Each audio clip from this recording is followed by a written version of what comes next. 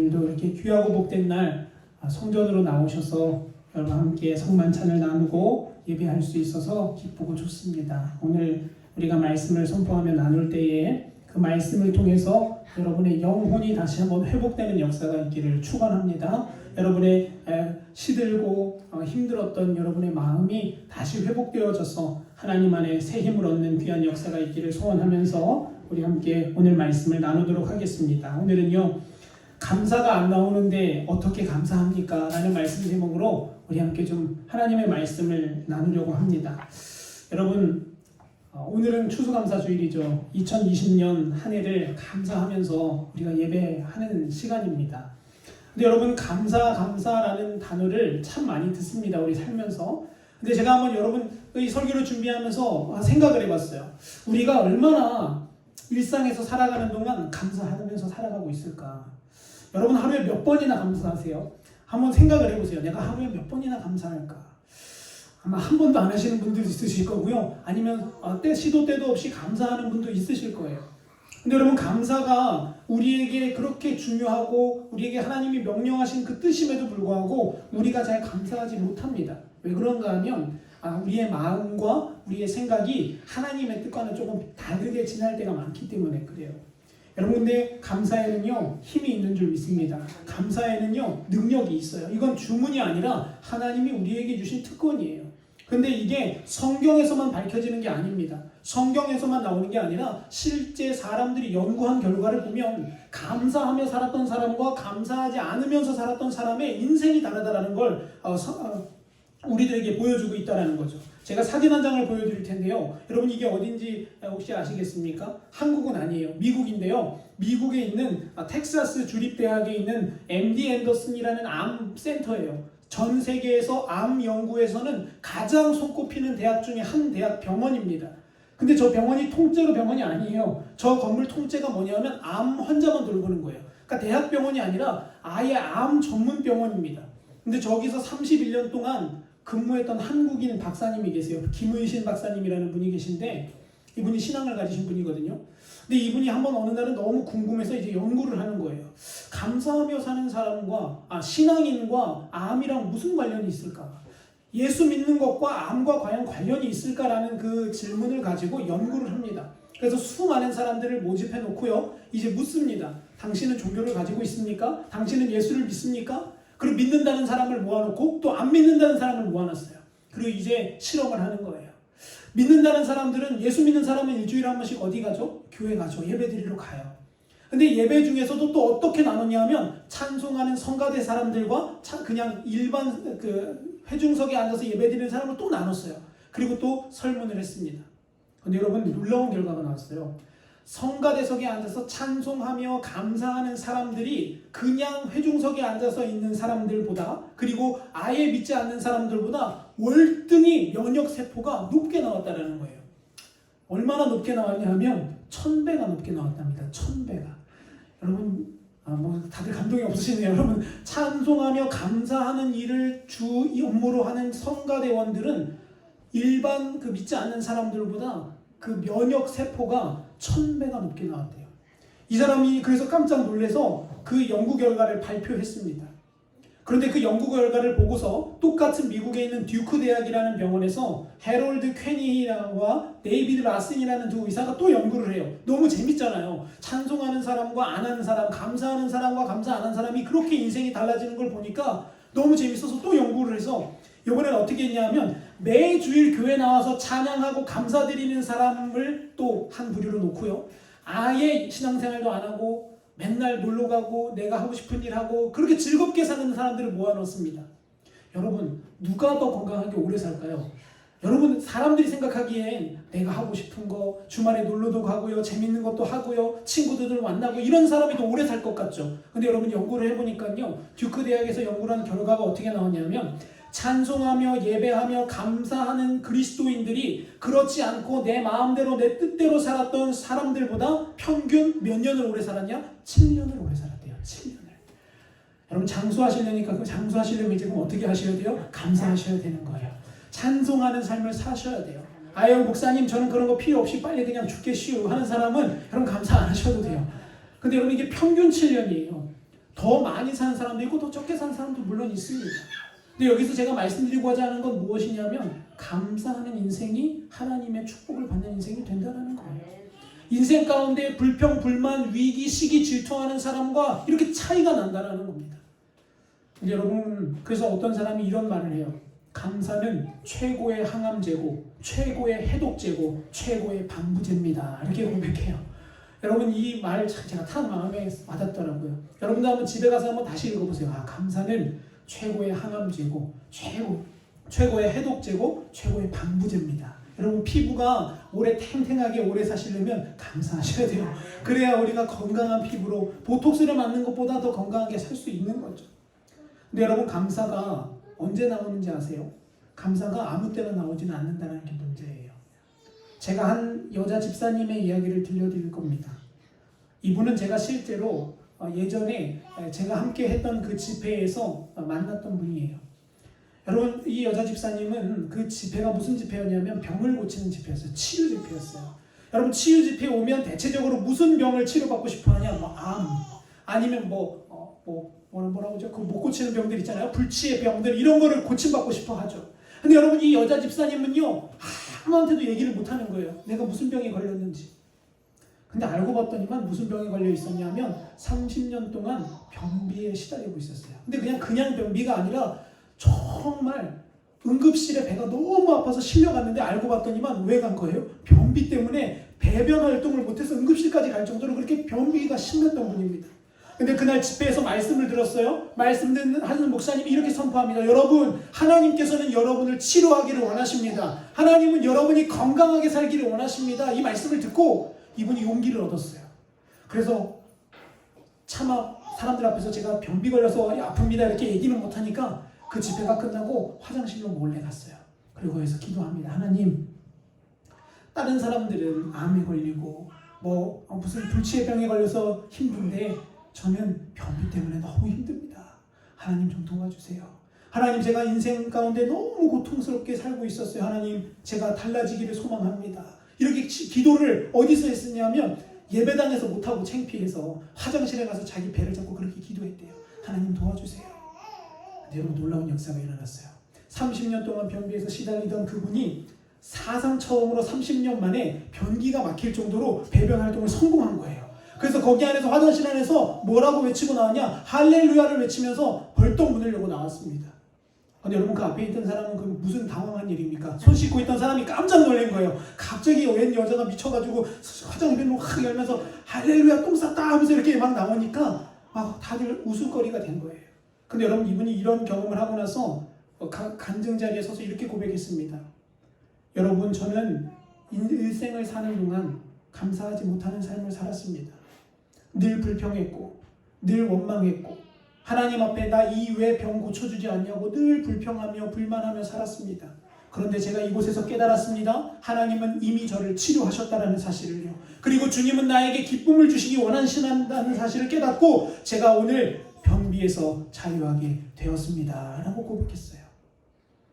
여러분, 이분은 뭐 한 게 감사한 거예요? 화장실 간 게 너무 감사한 거예요. 30년 동안 제대로 화장실을 못 가니까 죽을 맛이었는데 그게 너무 감사한 제목이 된 거예요. 여러분, 그럼 이제 제가 여러분께 질문 하나 드릴게요.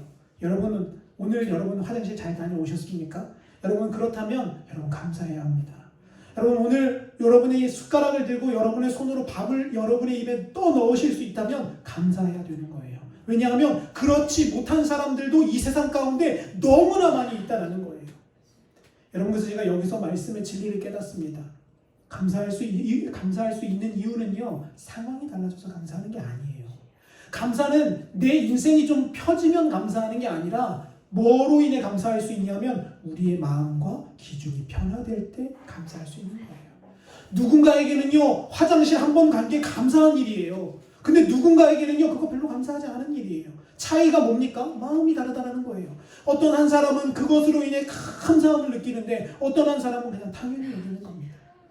여러분, 그리스도인들도 마찬가지예요. 감사할 수 있는 이유는요, 우리가 잘 먹고 잘 살게 돼서 감사하는 게 아닙니다. 잘 먹고 잘 살게 되는 상황이 바뀌어서 감사하는 게 아니라 우리의 기준이, 마음가짐이, 태도가 변화될 때 감사할 수 있게 된다는 겁니다.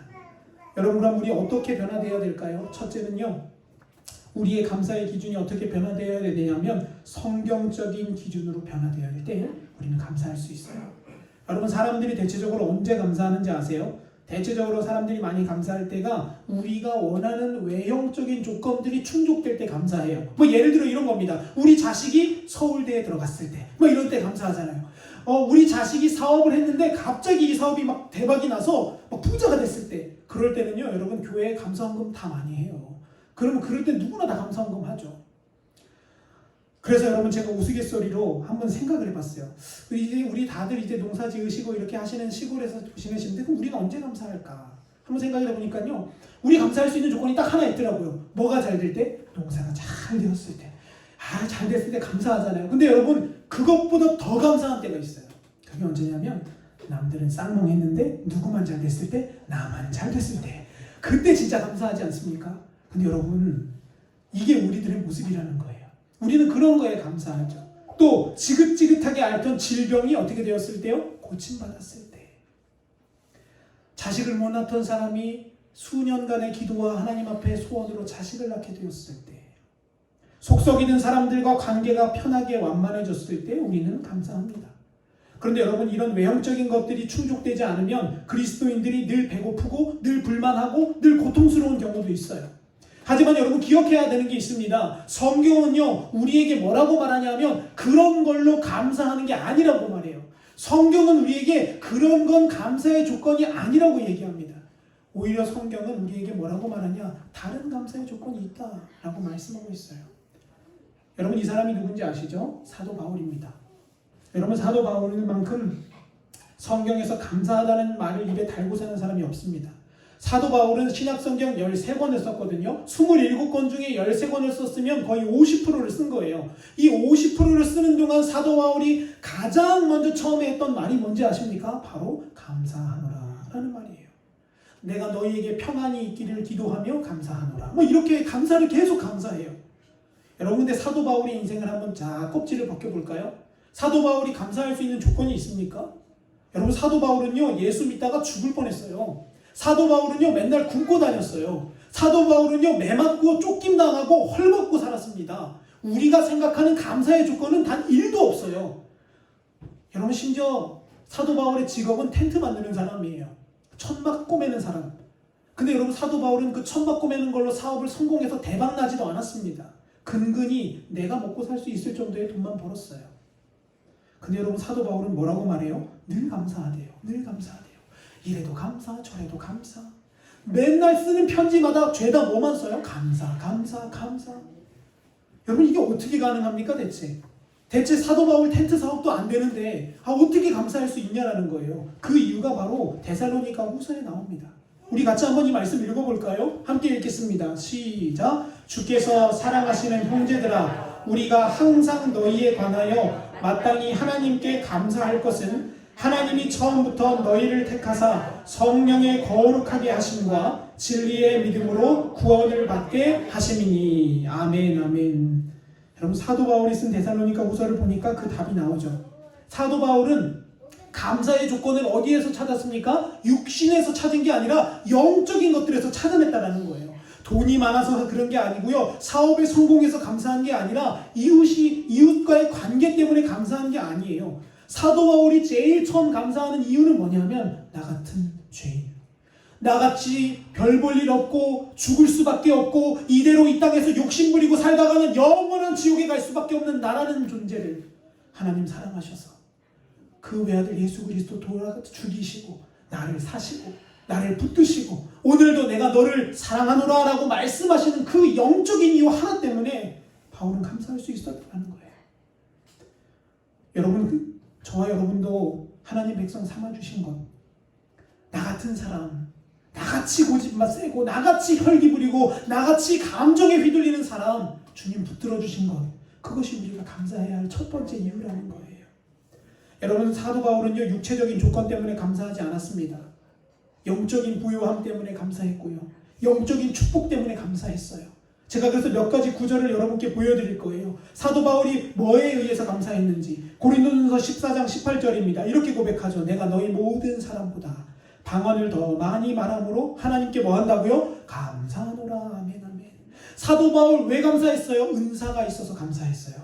영적인 것들로 인해 감사했다라는 거예요. 그 다음 두 번째 왜 감사했습니까? 로마서 1장 8절입니다. 먼저 내가 예수 그리스도로 말미암아 너희 모든 사람에 관하여 내 하나님께 감사함은 너희의 믿음이 온 세상에 전파됩니다. 사도 바울이 왜 감사했냐면 두 번째는요, 믿음 때문에 감사했어요. 믿음 때문에. 아, 하나님 나한테 믿음 주셔서 너무 감사합니다. 믿음 주셔서 감사해요. 또 왜 사도 바울이 감사한지 아십니까? 고린도후서 9장 15절은 이렇게 말합니다. 말할 수 없는 그분의 은사로 말미암아 감사하노라. 골로새서 1장 12절도 이렇게 고백합니다. 우리로 하여금 빛 가운데 성도의 기업의 부분을 얻게 합당하게 하신 하나님께 감사하기를 원하노라. 아멘 아멘. 사도 바울은 감사의 조건이 죄다 어디에 맞춰져 있어요? 영적인 부분에 맞춰져 있어요. 이 영적인 부분에 사도 바울의 모든 것이 맞춰져 있을 때 하나님은 누구의 인생을 책임지십니까? 사도 바울의 인생을 책임지셨다라는 거예요. 사랑하는 성도 여러분, 여러분도 영적인 것으로 인해 감사할 수 있는 영적인 눈이 열려지기를 축원합니다. 물질을 얻어서 감사하죠. 물론 건강해져서도 감사합니다. 그러나 그 물질과 건강의 그 깊숙한 곳에 들어가 보면 뭐가 있습니까? 영의 문제가 있다는 거예요. 여러분, 그러니까요, 우리는 우리가 사는 세상이 육신이 전부라고 믿으면 안 돼요. 이 육신은 그냥 껍질이에요. 껍질. 제가 수요일날 설교 때 말씀드렸는데요, 여러분, 신학적으로 이런 말이 있어요. 사람이라는 존재는 육신이라는 집 안에 누가 산다고요? 영혼이 산다라고 그렇게 표현을 해요. 그러니까 진짜 알맹이는 어디에 들어있다라는 거예요? 우리 안에 있다라는 거예요. 우리 육신은 그냥 우리가 잠깐 이 땅에서 빌려서 살아가는 마치 그냥 임대주택인 거예요. 여러분, 임대주택 뭔지 다 아시죠? 그냥 돈 내고 들어가서 잠깐 사는 거예요. 그거 내 거 아니잖아요. 똑같습니다. 하나님 우리에게 뭐라고 말씀하시냐면 우리의 육신은 임대주택이라는 거예요. 그래서 히브리서에서 뭐라고 말해요? 너희의 그 육신 장막을 벗을 때가 오나니 라고 말합니다. 세상적인 말로 이렇게 표현할게요. 뭐 빼야 돼요? 우리 이제 언제 되면? 우리 시간과 때가 되면 방 빼야 돼요. 우리 방 뺄 때가 곧 얼마 남지 않았다라는 거예요. 죄송합니다. 여러분, 저는 제가 방 뺄 날이 얼마 남았는지 잘 몰라요. 여러분도 모르실 거예요. 나이가 많다고 방 먼저 빼는 거 아니더라고요. 나이 안 많아도 방 먼저 빼는 사람 많습니다. 그러므로 여러분, 우리는 늘 깨달아야 돼요. 우리의 육신은 그냥 잠깐 사는 집이구나. 그러면 우리는 어디에 집중해야 합니까? 영에 집중하는 삶을 살아야 됩니다. 왜 그런가 하면요, 영적인 문제가 터지면 육신의 문제가 터지기 때문에 그래요. 성경을 보세요. 성경 가운데에 영이 병든 사람들 어떤 징조가 나타나냐면 질병이 육신에 나타나기도 합니다. 귀신이 들리기도 하고요, 때로는 고치지 못하는 소경이 되기도 합니다. 근데 예수님께서 어떻게 하시죠? 그의 영의 문제를 고치셨을 때 그의 뭐가 치료됩니까? 육체의 질병이 치료되는 겁니다. 결국 우리의 삶은 어떤 거냐면 영이 잘 다루어지면 뭐가 잘 되는 거예요? 육신이 잘 되게 되어져 있는 거예요.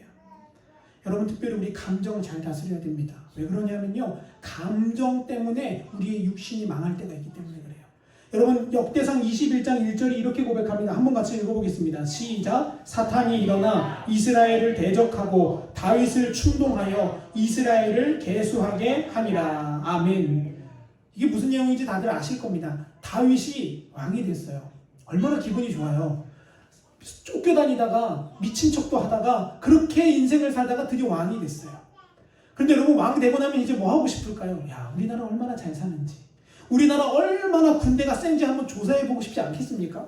그래서 다윗이 그것을 조사하기 시작합니다. 사람의 생각으로 봤을 때 잘못된 겁니까? 안 잘못된 겁니까? 안 잘못된 거예요. 여러분, 국방부 장관이 우리나라 군인 몇 명인지 세보겠다는데 뭐 그게 잘못입니까? 근데 하나님이 뭐라고 말씀하세요? 그로 인해 너는 재앙을 받을 거다라고 말해요. 여러분, 왜 그런지 아세요? 우리의 육신의 문제는요, 어디서부터 흔들림이 찾아오냐면 영적인 문제부터 찾아오기 때문에 그래요. 이 본문 말씀 보니까 뭐래요? 마귀가 다윗에게 감정으로 충동질한 거예요. 이걸 바꿔서 말해보겠습니다. 그럼 우리도 우리의 육신의 문제도 악한 영들이 우리의 뭐를 충동질하는 거예요? 감정을 충동질하는 거예요. 그래서 여러분, 요즘 그런 사람들 많잖아요. 길 가다가 누가 내 앞에 잘못 끼어들었다고 갑자기 쫓아가고 서착 세워가지고 골프채 깨내가지고 막 사람들 막 유리창 부시고 막 백미러 발로 차고 이런 사람들 진짜 많아요. 여러분 옛날에 그런 사람들 많이 있었습니까? 여러분들이 아마 소시적에 그런 사람들 아마 거의 없었을 거예요. 서로 사랑하고 나누고 우리 집에 부침개 하나라도 부치면 남 갖다 주기 바빴죠. 근데 여러분 요즘은요 남이 먹던 부침개도 어떻게 합니까? 입 벌려서 꺼내오는 세상 아닙니까? 왜 그렇게 됐어요? 우리 감정을 악한 영들이 조종하기 때문에 그래요. 여러분 이거 깨어서 아셔야 합니다. 우리의 육신의 문제는 어디서부터 오는 거예요? 영의 문제에서부터 오는 거예요. 성경적으로 판단하지 못하게 만들고 인간적인 생각들 하게 만드는 것들, 죄가 영이 문제가 되어지는 겁니다. 근데 여러분 영적인 문제를 치료해야지만 우리의 육신의 문제가 치료받게 된다는 거예요. 그러므로 사랑하는 성도 여러분, 여러분도 감사하고 싶어도 감사가 안 된다면 여러분 기준을 좀 바꾸세요. 이제는 돈 많이 벌어서 감사가 아니에요. 왜 감사해요? 예수 십자가 보혈 때문에 감사하는 거예요. 그분이 나의 인생 가운데 도와주시기 때문에 감사하는 거예요. 여러분 이렇게 감사의 기준이 바뀌면 감사할 일이 얼마나 많은지요. 아침에 눈 뜰 때 우리 감사할 수 있지 않습니까? 하나님 오늘도 내 생명 연장해 주셔서 감사합니다. 여러분 때로는 부부싸움 할 때 있죠. 저도 있어요. 죄송합니다. 목사도 부부싸움 해요. 그렇다고 막 머리끄댕이 잡고 막 흔들고 이러진 않지만 속상할 때 서로 이렇게 말을 주고받습니다. 근데 여러분 제가 어느 날 그 부부 이렇게 말다툼을 하고 나서 생각을 해봤어요. 제가 그런 말씀 드린 적이 있어요. 저는 부부에게 기분이 상하고 나면 저는 잘 안 하냐면 기도 잘 안 해요. 왜냐? 기도하면 뭐라고 하나님이 말씀하실 게 뻔해요. 야 네가 먼저 사과해라. 아 네가 잘못했잖아. 아니 뻔하잖아요. 하나님 말씀에 써 있잖아요. 그러니까 제가 고집을 가끔 부려요. 하나님 저 기도 절대 안 할 거예요. 근데 여러분 하나님이 제 마음을 만지셔서 결국은 또 기도하게 만드시죠. 근데 제가 그러면서 깨달은 게 하나가 있어요. 그게 뭐냐면 우리 인생에 싸울 수 있는 왼수 같은 사람이 있다는 게 감사하더라고요. 아니 그렇다고 제가 사모가 왼수라는 게 아니에요. 여러분 오해하시면 안 돼요. 그게 아니라 싸울 수 있는 사람이 있는 게 감사하구나. 내가 말다툼할 수 있는 사람이 있는 게 감사하구나. 왜냐면 여러분 혼자 살면 얼마나 적적해요. 혼자 이 교회 혼자 지키고 있다고 생각해 보세요. 여러분 제가 뭐 하겠습니까? 근데 같이 유호를 키우고 얘기할 수 있고 서로 때로는 기분이 좋거나 안 좋거나 같이 부대낄 수 있는 그 사람이 있다는 것. 얼마나 감사한지 모르는 것 같아요. 제가 지난주에 유호를 데리고 마트를 다녀오다가 광안리에서 불이 난 걸 봤어요. 여러분 뉴스 혹시 보셨나 모르겠는데 광안리에서 불이 나서 할아버지 한 명이 돌아가셨어요. 제가 그 길을 이렇게 지나면서 뭔가 불이 예사롭지 않아서 한번 가봤더니만 주택이 막 타고 있더라고요. 소방차가 12대가 왔대요. 그래서 막 불을 끕니다. 근데 결국 그 할아버지가 78살인데 돌아가셨어요. 근데 제가 그 모습을 보면서 그 생각을 했어요. 아 감사하다. 여러분 오해하지 마세요. 남의 집이 타서 감사한 게 아니라 내가 오늘 거할 수 있는 내 집이 있다는 게. 하나님이 만약에 우리 집 지켜주지 않으셨으면 오늘 저 앞에 있는 저 불타는 집이 내 집이 됐을 수도 있을 텐데 하나님 오늘 나 지켜주셔서 감사하구나. 하나님 오늘도 우리 가정, 우리 자녀 지켜주셔서 감사하구나. 이 감사를 하면서 제가 그 집사람과 아이를 뒤에 태우고 교회로 돌아왔어요. 여러분 얼마나 감사해요. 아이가 울 수 있는 저는 이게 감사해요. 이 감사한 분위기. 왜냐면요, 여러분 그 건강한 아이는 울게 되어져 있는 거예요. 부끄럽게 괜찮아요. 괜찮으니까 편하게 하셔도 돼요. 아무쪼록 우리가 이렇게 감사할 수 있는 이유가 얼마나 많습니까? 그런데 우리의 시선이 육신에 있으면 감사 못해요. 우리의 시선이 영에 있을 때 감사할 수 있는 겁니다. 사랑하는 성도 여러분, 하나님은 영원하십니다. 변하지 않으시고요, 무너지지 않으세요. 그분이 우리에게 주시는 영적인 축복들을 통해서 감사할 수 있는 그런 영적인 눈이 열리는 귀하고 복된 저와 여러분이 되기를 간절히 축원합니다. 두 번째입니다. 우리 어떻게 감사할 수 있냐면 두 번째는 내 삶 가운데에 하나님이 개입하고 계시다는 걸 보면 감사할 수 있어요. 여러분 다니엘이라는 사람 제가 하나 보여드릴게요. 여러분 다니엘 이런 사람입니다. 다니엘은 어떤 인생이었냐면 노예로 끌려갔던 인생입니다. 물론 바벨론 왕이 특별히 선택해서 조금 좋은 대우를 받기는 했어요. 좋은 음식 먹기도 했고요. 그런데 그래봤자 뭐예요? 그래봤자 노예예요. 그래봤자 그냥 남 밑에서 일해야 되는 노예밖에 안 되는 사람입니다. 강제로 줄에 묶여서 끌려가야 되고요. 먹으라고 하면 먹어야 되고요. 일어나라고 하면 일어나야 되는 노예의 인생입니다. 여러분 근데 이 다니엘 우리 생각으로 보면 감사할 게 있어요? 없어요? 없어요. 전혀 없어요. 감사는커녕 하나님 삿대질하고 욕 안 하면 다행이에요. 사자굴까지 빠뜨리시잖아요, 하나님이. 근데 우리 외형적인 조건을 보면 전혀 감사할 게 없습니다.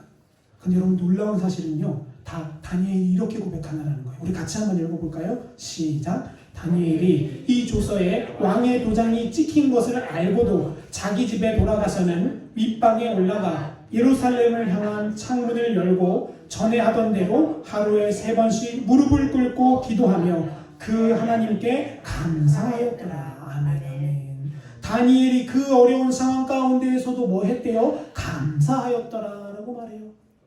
여러분, 저는 다니엘 마음이 참 궁금하더라고요. 아니, 포로로 끌려가는데 집안이 쫄딱망하고 지금 나라가 쫄딱망했는데 다니엘은 무릎 꿇고 지금 뭐 하고 있는 거예요? 감사한대요. 다니엘은 포로로 끌려오는 이 시기 가운데에도 왜 감사할 수 있었을까요?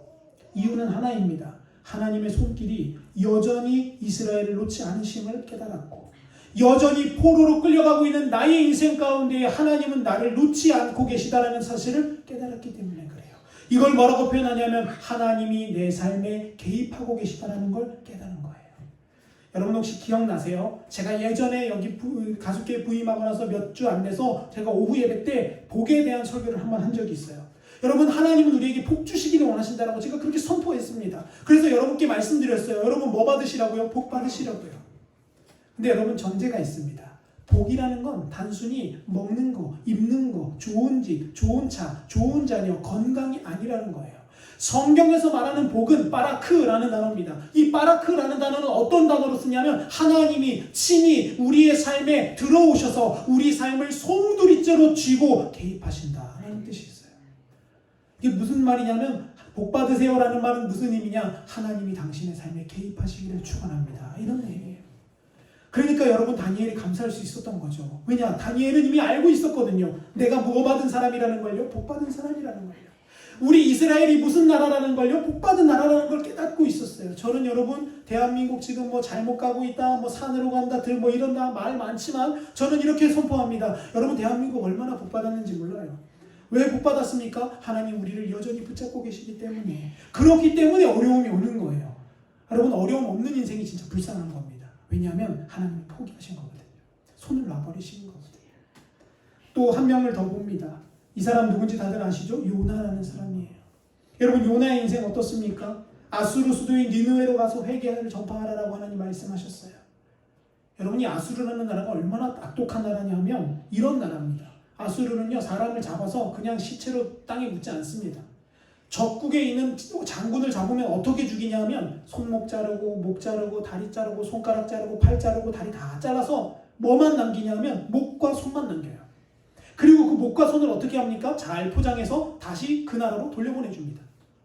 왜 그러냐면 너희 까불면 어떻게 된다는 거예요? 모두 다 이렇게 된다는 거예요.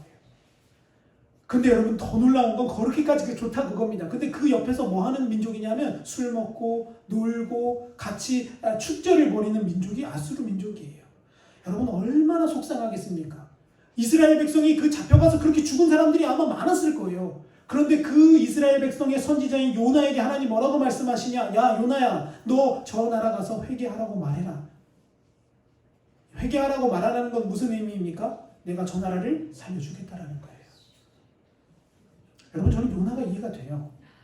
여러분, 요나 같으면 순종하셨을 것 같으세요? 저는 순종 안 했을 것 같아요. 하나님, 인간적으로 생각해 보세요. 저렇게 나한테 못되게 군 저 인간 하나님 살려주시겠다고요? 하나님, 나한테 저렇게 못되게 구는 저 사람 어떻게 예수 믿냐라고. 말이 안 됩니다. 하나님, 저도 그랬을 것 같아요. 근데 여러분, 깨달으셔야 해요. 하나님은 나만 사랑하는 게 아니라 그 사람도 사랑하신다는 거예요. 근데 아무쪼록 요나는 말 안 듣습니다. 저처럼요. 그래서 말 안 들어가지고 막 다시스로 도망갑니다. 근데 여러분, 놀라운 것은요, 다시스로 도망가려고 배를 타러 그 항구에 갔는데 뭐를 딱 만납니까? 마침 다시스로 가는 배가 딱 있는 거예요. 할렐루야, 놀렐루야. 노아가 얼른 올라탑니다. 그리고 떠나는 거예요. 여러분, 저는 여기서 영적인 진리를 깨닫습니다. 우리 기도 안 하고 내 멋대로 살아도 잘 된다 안 된다? 잘 될 때 있다라는 거예요. 요나가 배 타러 갔는데 마침 뭐를 만나요? 배 바로 만나서 탔다니까요. 그럼 요나는 무슨 생각했을까요? 하나님 역시 나를 사랑하셔. 하나님, 내가 죄 져도 봐주시겠지. 이런 생각 했을 거예요.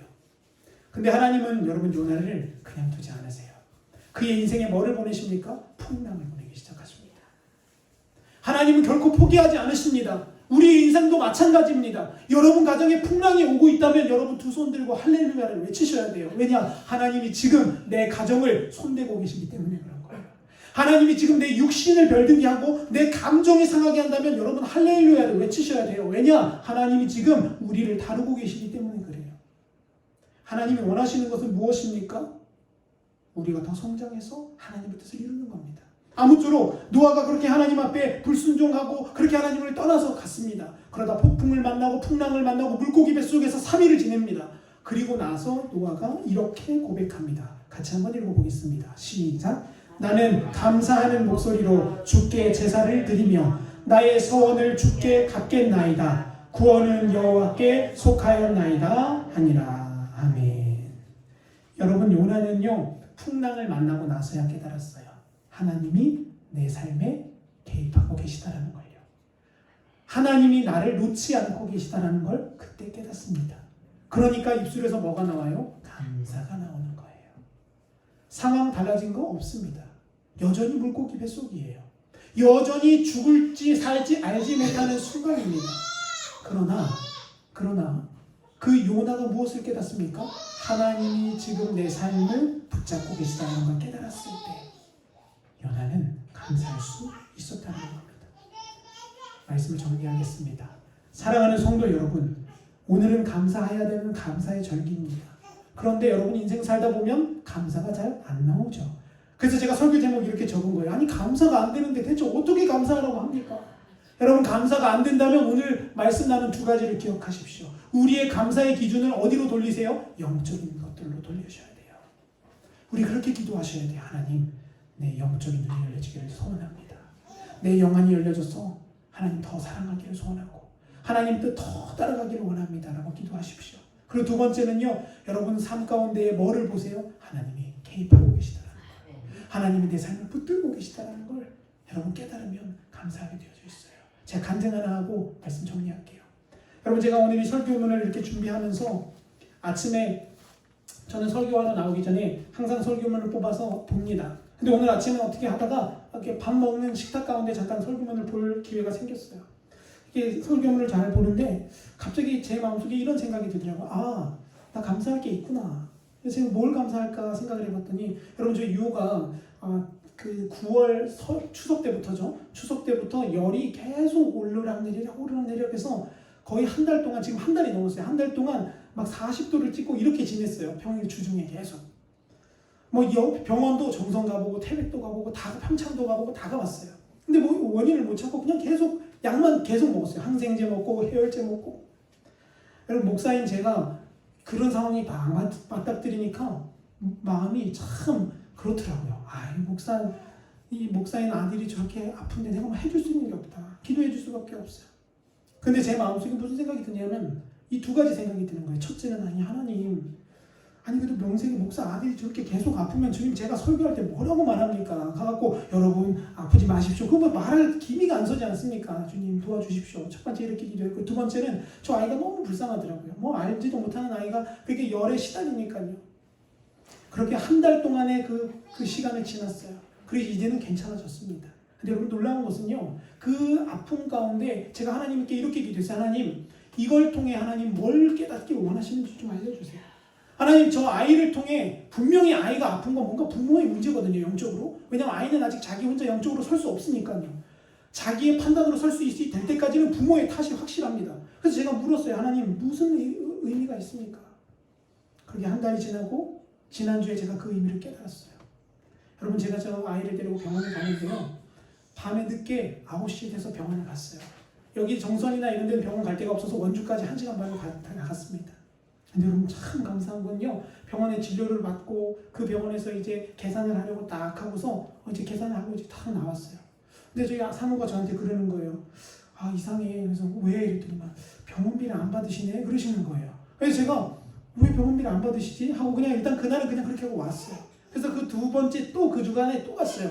어떤지 또 검사하려고요. 또 가서 이 의사 선생님을 만나서 물었어요. 선생님, 뭔가 착오가 있는 것 같습니다. 왜 병원비를 안 받으셨어요? 저희가 그날 정신이 없어서 그냥 가버렸어요. 하니까 그 선생님이 그러시는 거예요.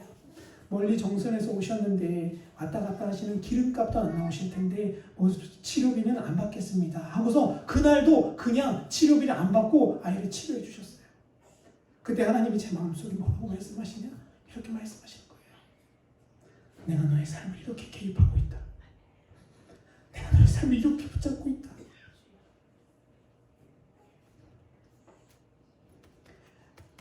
이런 병원비 사실 얼마 아니에요. 뭐 10만 원도 안 하는 금액이에요. 근데 하나님은 제 마음을 아시더라고요. 제가 뭐가 문제인지, 제 가정에 뭐가 힘듦인지 그분이 알고 계시더라고요. 이게 바로 하나님의 역사인 줄 믿습니다. 죄송합니다, 여러분.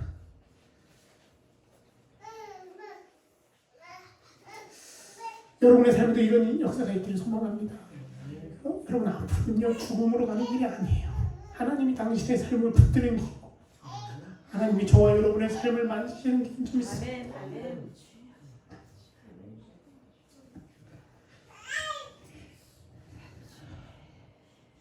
이 감사의 절기에 저와 여러분이 하나님의 개입하심을 깨닫게 되기를 소망합니다. 그래서 강제로 감사하는 게 아니라 정말 마음을 다해서, 정말 힘을 다해서 우리를 위해 생명까지 내어주신 그분 앞에 감사하는 저와 여러분이 되시기를 간절히 축원합니다. 우리 함께